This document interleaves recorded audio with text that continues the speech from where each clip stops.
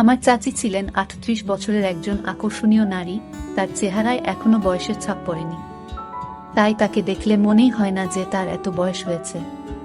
তাই তাকে অনেক সুন্দর দেখায়, কিন্তু তিনি আমাদের বাড়িতে একজন সাহায্যকর্মী হিসেবে কাজ করতেন। একদিন চাচি বললেন যে তিনি আমার পায়ে তেল লাগিয়ে ম্যাসাজ করবেন। আমি বারবার বললাম, না চাচি, এটা ঠিক হবে না। কিন্তু তিনি আমার ঘরে এসে আমার পায়ে তেল লাগাতে লাগলেন, যা আমার মধ্যে এক নতুন আবেগের উন্মেষ ঘটালো। আমি তার চোখের দিকে তাকালাম এবং দেখলাম তার চোখে একটি অদ্ভুত আকাঙ্ক্ষা, যা আমি আগে কখনো দেখিনি। তারপর হঠাৎ করে তিনি আমার আবেগকে আর নিয়ন্ত্রণ করতে পারলেন না এবং সারা রাত। আমি তখন ২১ বছরের তরুণ এবং আমার চাচি আমাকে সবসময় অনেক যত্ন করতেন। ছোটবেলা থেকেই তিনি আমার সব কিছু খেয়াল রাখতেন, আমার ভালো লাগা মন্দ লাগা সব তিনি জানতেন। আমার গল্পগুলো তোমরা শুনো, কিন্তু সাবস্ক্রাইব করো না।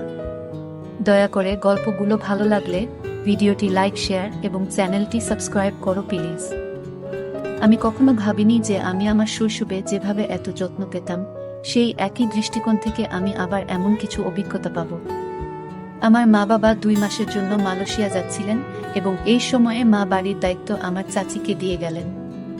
পরের দিন সকাল ১:০০টায় যখন আমার মা এবং বাবা মালয়েশিয়া যাচ্ছিলেন, তখন পুরো বাড়ির দেখাশোনা করার দায়িত্ব আমার চাচির উপর এসে পড়ল। আমার চাচি সব জানতেন এই বাড়ির বিষয়ে, কোথায় কি রাখা আছে, কখন আমার খাবার লাগবে। যখন যা লাগতো চাচি আমাকে সাহায্য করত।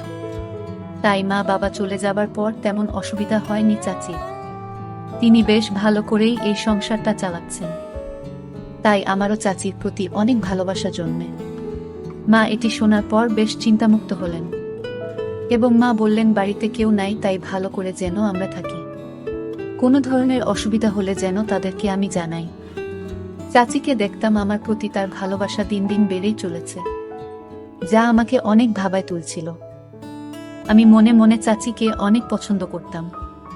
তার চলাফেরা আমি সব সময় লক্ষ্য করতাম। চাচি আমাকে অনেক ভালোবাসেন। ছোটবেলায় তিনি আমাকে অনেক কিছু খাইয়ে দিতেন, আমার অনেক যত্ন নিতেন, যা আমার অনেক ভালো লাগতো। সেদিন তার স্পর্শে এক অদ্ভুত অনুভূতি পেলাম। এত বছর পর তার সঙ্গে দেখা হওয়ায় আমি খুব খুশি হলাম। তার কাপড় সব নাকি নোংরা ছিল, পরিষ্কার করার নাকি সময় পায় নাই আমার বাবা চলে যাওয়ার কারণে। তাকে বললাম, তুমি মায়ের রুমে গিয়ে কাপড় পাল্টে নিতে পারো। আমি ভুলেই গিয়েছিলাম যে তিনি তখন মায়ের রুমে কাপড় পরিবর্তন করছিলেন। আমি মায়ের রুমে ঢুকতেই দেখি তিনি কাপড় পাল্টাচ্ছেন। তাড়াতাড়ি চোখ বন্ধ করে ফেললাম। তিনি দেখলেন আমি লজ্জা পেয়েছি এবং শান্তভাবে বললেন, সুমন, তুমি চোখ খুলে দেখো, আমি তোমার মায়ের শাড়ি পরে কেমন লাগছি। আমি ভীষণ লজ্জায় পড়ে গেলাম, তবে তার বয়স হলেও তাকে শাড়িতে খুব সুন্দর দেখাচ্ছিল। কিছুক্ষণের মধ্যেই তিনি শাড়ি পরে বেরিয়ে এলেন। আমি তার সৌন্দর্যে অনেক মুগ্ধ ছিলাম, কারণ তার চেহারার এখনো বয়সের ছাপ পড়েনি। তাই তাকে এত বয়সেও অনেক সুন্দর দেখাচ্ছিল। শাড়ি পরে তাকে খুব সুন্দর লাগছিল। এভাবে কয়েকদিন কেটে গেল। প্রায় ৫ দিন পর তিনি আমাকে ছোটবেলার স্মৃতিগুলো বলতে শুরু করলেন। আমি খুব আবেগপ্রবণ হয়ে পড়লাম, কারণ তার স্মৃতিচারণ আমার ছোটবেলার অনেক কথা মনে করিয়ে দিচ্ছিল। একদিন গোসল শেষে আমি ঘরে কাপড় পাল্টাচ্ছিলাম। তখনই তিনি এসে বললেন, সুমন, আমার কাছে এসো, আজ আমি তোমাকে একটি আরামদায়ক মালিশ করে দেব। এমন কথা শুনে আমি খুব অবাক হয়ে গেলাম। আমি বললাম, না চাচি, আমি নিজেই করব। আমি একটু লজ্জা পাই অন্যদের সাহায্য নিতে। এরপর আমি তাকে অনুরোধ করলাম, মালিশের চিন্তা বাদ দিয়ে রান্নাঘরে গিয়ে দেখি কি নাস্তা বানানো যায়। আমার বারবার অস্বীকার সত্ত্বেও তিনি আমাকে সহায়তা করতে জোর করলেন। আমি মনে মনে ঠিক করেছিলাম যে যতই তিনি জোরাজুরি করুন না কেন, আমি তাকে মালিশ করতে দেব না, কারণ এখন আমি বড় হয়েছি। আমাদের কিছু সীমার মধ্যে থাকা দরকার। আর আমি অনেক লজ্জা পাই। আমি চাচির দিকে মনোযোগ দিয়ে দেখলাম। তিনি তখন সেখানে বসেছিলেন এবং বললেন, তুমি আমার হাতে মালিশ করাতে দিলা না, কিন্তু আমাকে জামা পরতে দাও। আমি চুপচাপ মাথা নিচু করে তার সামনে দাঁড়িয়ে রইলাম। তিনি আমাকে আমার পোশাক দিলেন, তারপর তিনি আমাকে কাপড় পরাতে শুরু করলেন। সেই সময়ে আমার চাচিকে দেখে আমার মনে অনেক রকম চিন্তা আসতে লাগল। কিন্তু চাচি আমার পরিবারের একজন সদস্যের মতো, তাই আমি তাকে নিয়ে কোনো খারাপ চিন্তা করতে পারিনি। একদিন আমি চাচিকে বলেছিলাম যে তিনি যেন এই বাড়িটিকে তার নিজের মনে করে। এরপর তিনি এই বাড়িতে এমনভাবে থাকতে শুরু করলেন যেন এটি তার নিজের বাড়ি। একদিন আমি বন্ধুদের সাথে একটি পার্টিতে যাচ্ছিলাম। চাচি আমাকে জিজ্ঞেস করলেন, তুমি কোথায় যাচ্ছ? আমি বললাম, আমি একটি পার্টিতে যাচ্ছি। তখন তিনি বললেন, আর তুমি একা একা পার্টিতে যাচ্ছ? মাঝে মাঝে তোমার এই গরিব চাচিকে নিয়ে বাইরে একটু ঘুরতে নিয়ে যেও। একা একা আমি বাড়িতে কি করব? আমারও তো ইচ্ছা হয় বাইরে যাওয়ার। আমি তাকে বললাম, ঠিক আছে, আমি তোমাকে বাইরে নিয়ে যাব, তবে তোমাকে ভালো পোশাক পরতে হবে এবং ভারতীয় মহিলার মতো পোশাক পরতে হবে। চাচি আমার প্রস্তাবে রাজি হলেন। আমি মায়ের রুম থেকে একটি সুন্দর শাড়ি এনে তাকে দিলাম এবং বললাম, এটা পরো এবং ঠিকভাবে রেডি হয়ে নাও। যখন তিনি রেডি হয়ে বেরিয়ে এলেন, তখন তাকে দেখে আমি অভিভূত হয়ে গেলাম। মায়ের ঘর থেকে বেরিয়ে এসে তিনি এত সুন্দর দেখাচ্ছিলেন যে তার সৌন্দর্যের আভা আমাকে মুগ্ধ করেছিল। তিনি আমার মায়ের ঘর থেকে আধা শাড়ি পরা অবস্থায় বেরিয়ে এলেন। সাজগোজে তাকে একেবারে মডেলের মতো লাগছিল। তাকে দেখে আমি চোখ নামিয়ে নিলাম। তিনি বাইরে বের হওয়ার সময় দরজার সাথে ধাক্কা খেয়ে আমার উপরে পড়ে গেলেন। আমি কিছুটা লজ্জা পেলাম এবং তাকে সরানোর চেষ্টা করলাম, কিন্তু তিনি তখনও ছিলেন। আমি হঠাৎ অনুভব করলাম যে আমাকে সামলে উঠতে হবে এবং তাকে ধীরে ধীরে সরে যেতে বললাম। তারপর তিনি সরে গেলেন। তার স্যান্ডেল খুলে রেখে আমি মায়ের একটি সাধারণ স্যান্ডেল দিলাম। আমরা দুজনে গাড়িতে করে পার্টিতে যাচ্ছিলাম। পার্টিতে গিয়ে আমার বন্ধুরা তাকে দেখে ভাবল তিনি আমার বান্ধবী, মানে আমার গার্লফ্রেন্ড। চাচি সেই ভুল ভাঙানোর পরিবর্তে সবার সামনে বললেন, তিনি আমার বন্ধু। পরে পার্টি শেষে আমি তাকে জিজ্ঞেস করলাম, তুমি কেন এমন করেছিলে? আমি তাকে জিজ্ঞেস করলাম। তিনি হেসে বললেন, তোমার বন্ধুরা যখন ভাবল আমি তোমার বান্ধবী, তখন তোমার মুখে যে বিস্ময় ছিল তা দেখতে চেয়েছিলাম। তাই আমি বলেছি আমি তোমার বন্ধু। যদি এতে কোনো অসুবিধা হয় তবে আমি দুঃখিত। আমি বললাম, দুঃখিত বলার কিছু নেই, তুমি যা করেছ সেটাই ঠিক ছিল।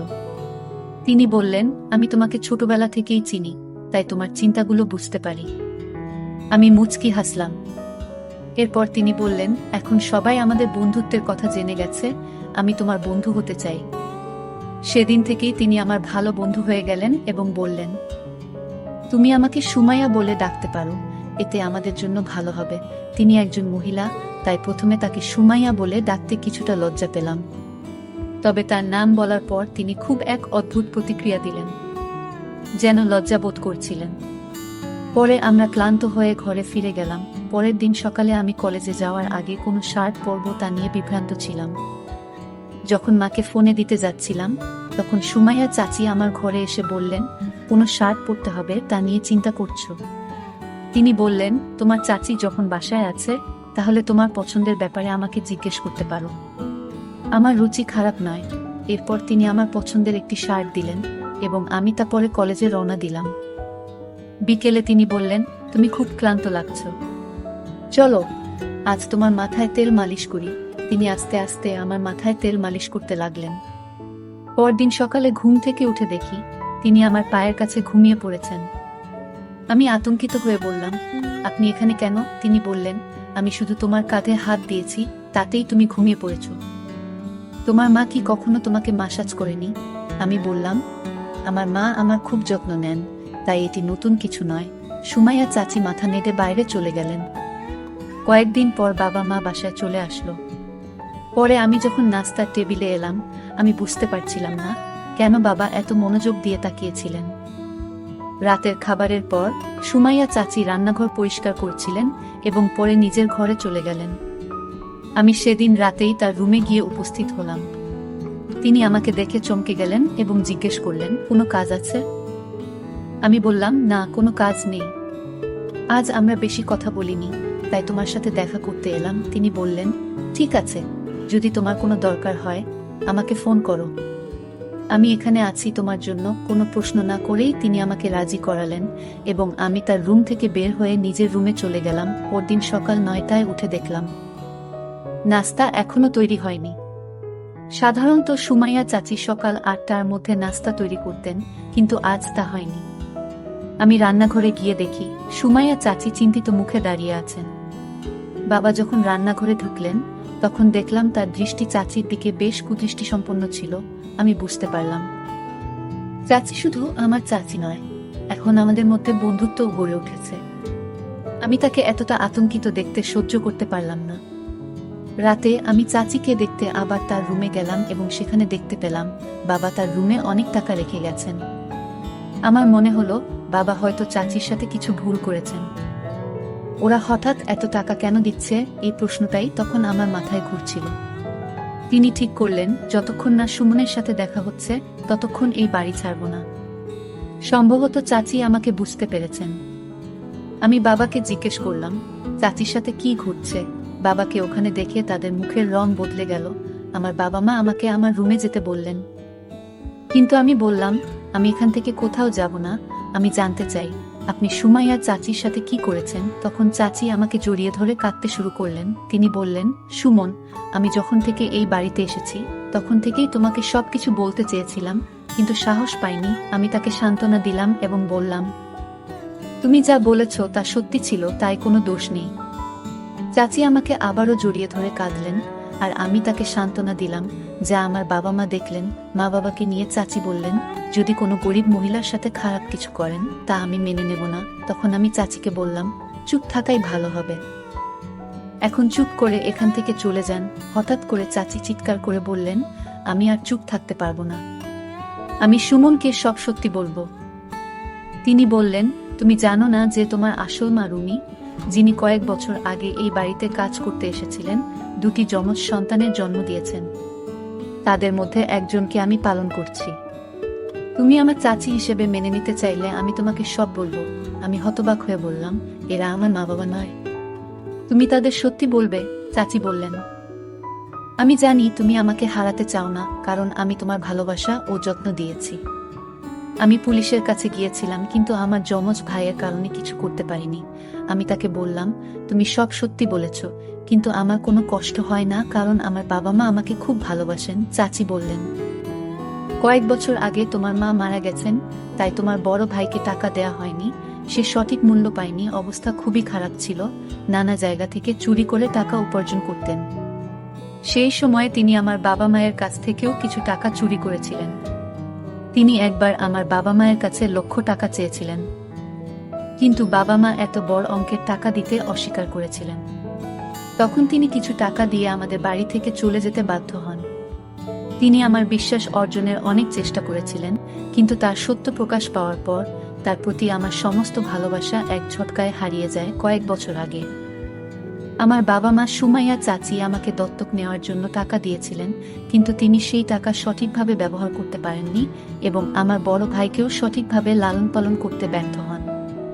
যদি তিনি তার সময় এবং অর্থের মূল্য বুঝতেন, তাহলে আজ তিনি বেঁচে থাকতেন এবং নিজের পথে সফলতা অর্জন করতেন। কিন্তু চাচি তাকে ভালো মূল্যবোধ